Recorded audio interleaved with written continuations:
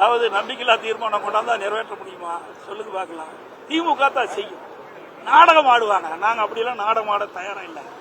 இதை சொல்லி இதற்கு வாய்ப்புகளுக்கு பெற்றுத் தருவதுதான் நாங்கள் முயற்சி பண்ணுறோம். சட்டப்பேரவைத் தலைவர் நடுநிலையோடு நடக்க வேண்டும் என்றுதான் இதையெல்லாம் நான் வெளிப்படுத்துறோம்.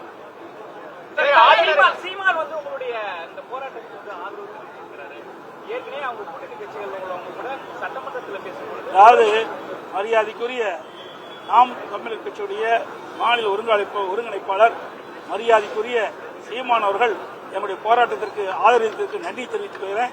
அதோட எங்களுடைய போராட்டத்திற்கு வாழ் சொல்வதற்காக அவருடைய நிர்வாகிகள் 3 பேரை நேரடியாக அனுப்பி வச்சார். அதற்கு நன்றி தெரிவிச்சுக்கிறேன்.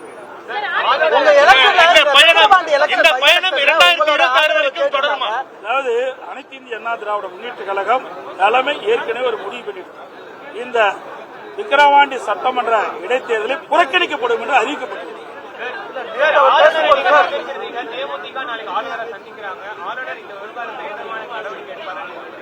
நாங்க அனைத்து இந்திய அண்ணா திராவிட முன்னேற்ற கழகம் கள்ளக்குறிச்சி கள்ளச்சாராய மரணம் குறித்து முழு விவரத்தை மனுவாக அவருக்கு அளித்துவிட்டோம்.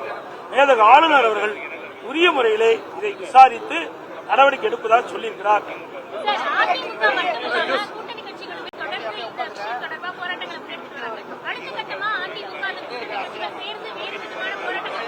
நாங்கள் ஏற்கனவே தலைமை கழக அடுத்தது தலைமை கழக எங்களுடைய மூத்த தலைமை கழக நிர்வாகிகளை கலந்து பேசி முடிவு செய்யும். அது மட்டும் இல்ல, இவ்வளவு பிரச்சனை கள்ளக்குறிச்சி மரணம் ஒரு அதிர்ச்சி அளிக்கிறது. இது நாடே பதறி போயிருக்கு, தமிழ்நாடே பதறி போயிருக்கு.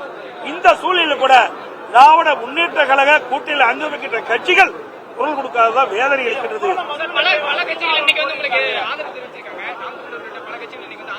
இல்ல, திமுக கூட்டணியில் அங்கம் வைக்கின்ற கட்சி சொல்றேன்.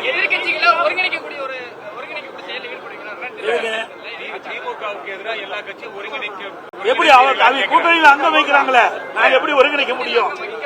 அதாவது திமுக கூட்டணியில அங்கம் வச்சிட்டு இருக்கிறாங்க. அந்த கூட்டணியில் அங்கம் வைக்கின்ற கட்சிகள் தமிழ்நாட்டில் இவ்வளவு பெரிய சம்பவம் ஏற்பட்டிருக்கிறது. இன்றைக்கு 63 பேர் உயிரிழந்திருக்கின்றார்கள், இவ்வளவு பேர் பாதிக்கப்பட்டார்கள். இதை தடுத்து நிறுத்துவதற்கு உண்மை குற்றவாளியை கண்டுபிடிக்க ஏதாவது குரல் கொடுத்தாங்களா? இல்லையே. இதுதான் வேதனை அளிக்கிறது. கூட்டணி இருக்கலாம், இல்லை என்று சொல்லவில்லை. தேர்தலோட முடிஞ்சு போச்சு. அடுத்தது ஒவ்வொருவரும் ஒரு கட்சி நடத்திட்டு இருக்கிறாங்க. அந்த கட்சியை சேர்ந்த தலைவர்கள் தமிழகத்திலே மக்களுக்கு பிரச்சனை ஏற்படுகின்ற பொழுது பிரச்சனை அடிப்படையில் இதை மக்களுடைய குரலா ஒலிக்க வேண்டுமா வேண்டாமா? எந்த எதிர்க்கட்சியும் ஒலிக்கவில்லை என்பதுதான் கருத்து அளிக்கிறது. அனைத்து ஊடகங்களும் பத்திரிகைகளும் காலையிலிருந்து மாலை வரை இங்கேயே அமர்ந்து எங்களுடைய செய்தியை மக்களுக்கு கொண்டு வந்து சேர்ப்பதிலே முக்கிய பங்கு வைத்த அனைத்து ஊடகங்களுக்கு நன்றி.